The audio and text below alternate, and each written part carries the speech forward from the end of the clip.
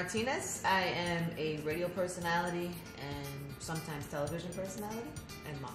I'd always felt this connection to my Puerto Rican heritage because my father is 100% Puerto Rican, my mother's half Puerto Rican, so I am mostly Puerto Rican, and I always connected with that.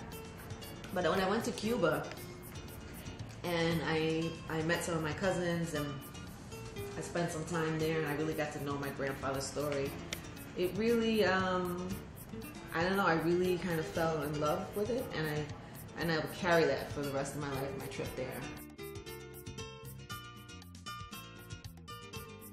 My last name was Martinez, and then my Latin friends would be like, "You're a fake Puerto Rican because you don't speak Spanish." But I was third generation. I was born here. My mother's first language was English. She's fluent in Spanish, but in the house she spoke English.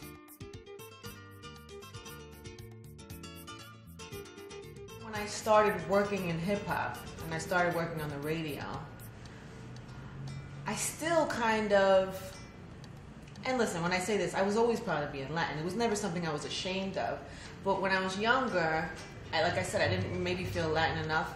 Then I started getting older, and I never wanted to be the Latin mommy on the radio.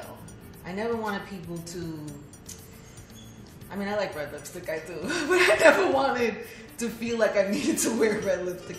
There's just like this stigma of what people calling me mommy, and I just didn't want that. So I always loved who I was, but I just hated when people wanted to put it in a box. I wanted to be able to sit across from rappers and sit across from artists and just be a good radio personality. I just wanted to be good at what I did. I wanted people to respect me.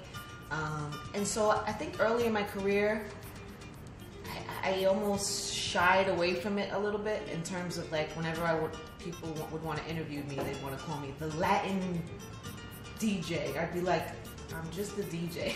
Like, I resented them just always trying to push that, like some sort of publicity thing. It just always struck me as weird. My son plays baseball. He's obsessed. And he's really good. Not just because I'm his mom, but he's really good. So I took him up to this league in the Bronx that was supposed to be the best in the city, and it was. So we traveled to the Bronx every week for him to go play baseball, and I was sitting there one day and realizing that a lot of the kids that were at the, in the stands were overweight. And then I was looking at what they were selling at the concession stand. Now it's a predominantly Latin area, so everything's fried. I mean, amazing, chicharrón de pollo and empanadas, everything's fried. And it's something in that moment, I just thought these kids shouldn't be eating that.